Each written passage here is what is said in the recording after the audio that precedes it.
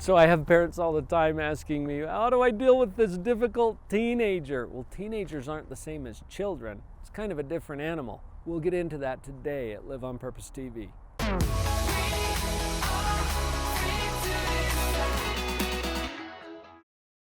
Teenagers are so much fun. I had fun as a teenager. I've had a whole lot of fun raising a few and working with some here in my practice. There are times, however, when it's so frustrating. Why?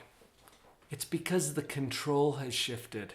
Do you remember in some of the parenting videos we've talked about, I shared with you the 3 stages of moral development, and we pit control against maturity. As you become more mature, you take more control. And teenagers, as they start to mature, will take control over their own life, whether you want to or not. Teenagers, as they gain maturity, will take more control, whether you want them to or not. Whether you intend to share it with them or not, they're going to take it. As this control shifts, it can become a little frustrating for the parents. It can be kind of frustrating for the teenagers too, especially if the parents are trying to cling to control that they no longer really have the authority to hang on to. So it gets to be a control battle. So let's start with that. Control battles. 3 rules.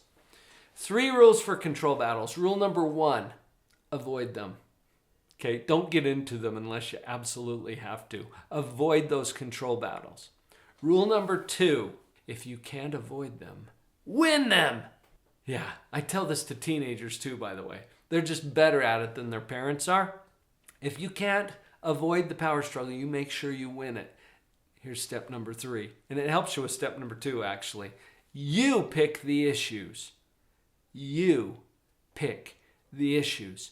As long as you pick something you control, you're going to be safe. You know what? Years ago, I was doing a home improvement project.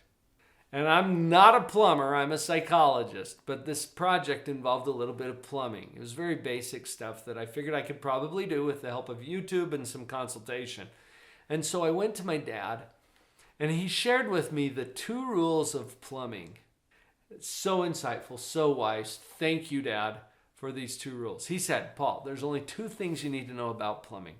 Rule number 1, water runs downhill, as well as other fluids, but water runs downhill. Okay, pretty important to know when you're plumbing. Rule number 2, don't lick your fingers, which was a joke, right? But I got a kick out of that and realized, you know what? It's the same thing when we're dealing with teenagers. Because there's 2 rules. And the first rule is the water runs downhill rule. Some things you control, other things you don't. Get really clear about which is which. Rule number 2, this is the don't lick your fingers rule. Pay attention to the stuff you do control. So you got to be really discerning about what you control and what you don't. I've had so much fun in my office with parents. It's fun for me. That's the clarification, okay? Sometimes they're pulling their hair out. But it's fun for me to have this conversation with parents where we draw a big T chart. If you can picture a big capital T, all right? And it's just a chart. So on the one side, we're going to list all of the things that their teenager controls. And on the other list, we're going to list all of the things that the parents control related to that teen's life. So over here on the teenager side, we're listing things like school, for example. Who controls how your teenager shows up at school? Well, they do. How about substances? You know, alcohol, other drugs, smoking, vaping, whatever it is. Teenager controls that stuff. How about their attitude?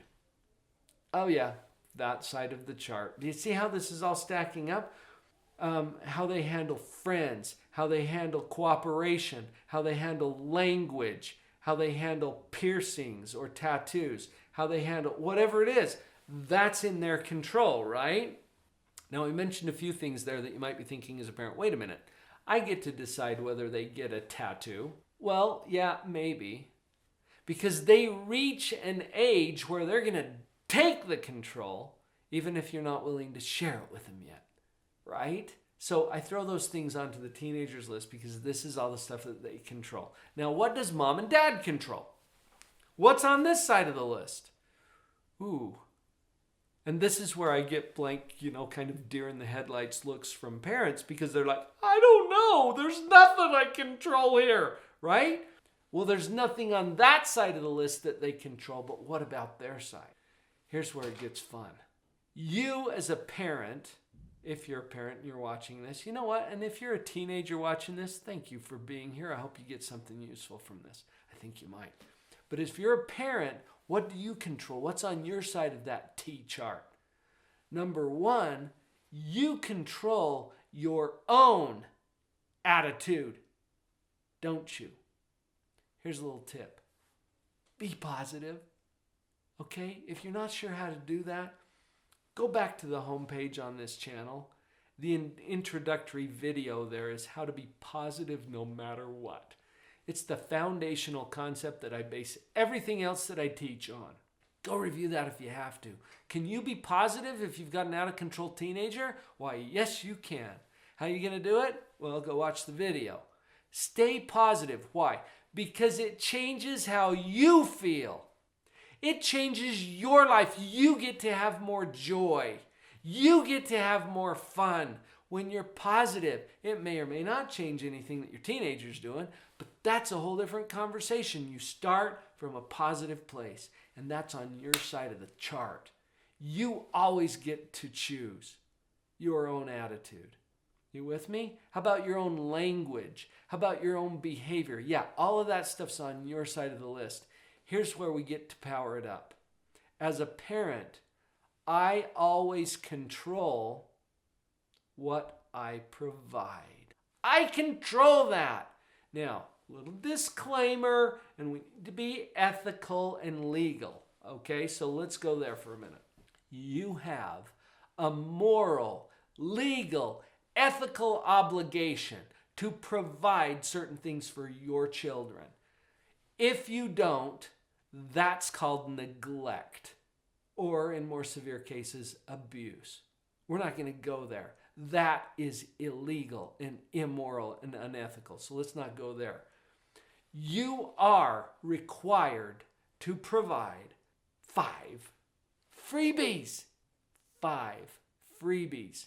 Here they are, in order of importance. Number 1, you are required to love them. All right? Now this gets back to one of my favorite things to share with parents. Your job is to love them. No matter what, and even if it's free, they don't have to qualify for it, they don't have to earn it. You're going to love them no matter what, and even if. That's number 1. Number 2, air. Now, I know you don't provide air to them, but you have no business depriving them of it either. So I put it on the list because apparently some people don't get this. You got to let them have their air, okay? Number 3, water. You can go a little bit longer without water than you can without air, but let's not play with water. Number 4, food. And I'm talking sustaining life energy here. I don't mean preferred food. That's not on the required list. But food, nutrition is. And then finally, shelter, which in most societies on the earth includes appropriate clothing. These are the things you are required to provide. They are the 5 freebies. Let's be clear about those. You don't get to mess with those. Oh, and clothing doesn't mean preferred clothing. It means cover the bare essentials. You see where I'm going with that? Okay, so everything else is negotiable. What I provide is the most powerful thing on this side of the list because I don't control the stuff that's on that side of the list. Now, what do I provide? Well, I provide the 5 freebies, obviously, but I also provide luxury. I provide access to space and equipment and services and appliances and storage of certain things. Do you see where I'm going with that? You provide access as a parent.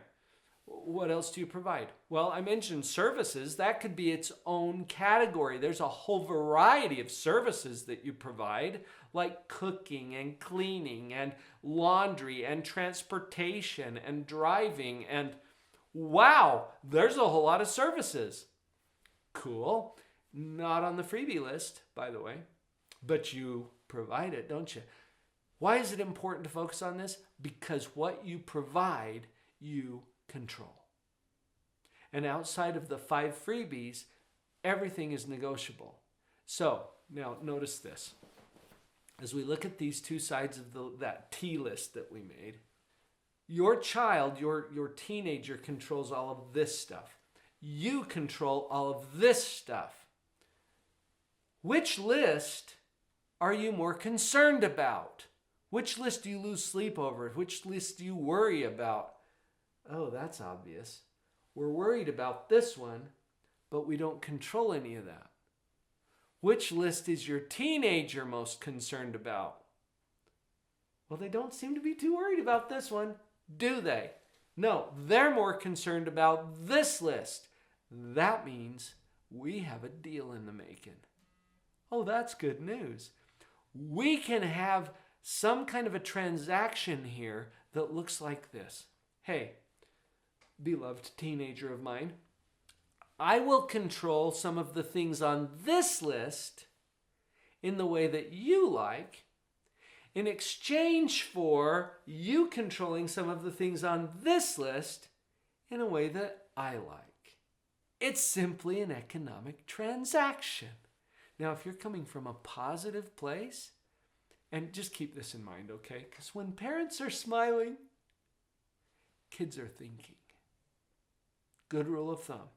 When parents are smiling, kids are thinking. Because they're wondering what you're up to. What do you know that they need to tune into? Well, that's kind of where I want my kids to be. So we come from a positive place, and we simply offer, hey, you know what? I would be happy to control this thing in a way that you like if you will control this thing in a way that I like. Deal? Now, can they throw that back in your face? Yeah, absolutely. Well, what do? You simply accept that they have rejected your offer. What if it looks like this?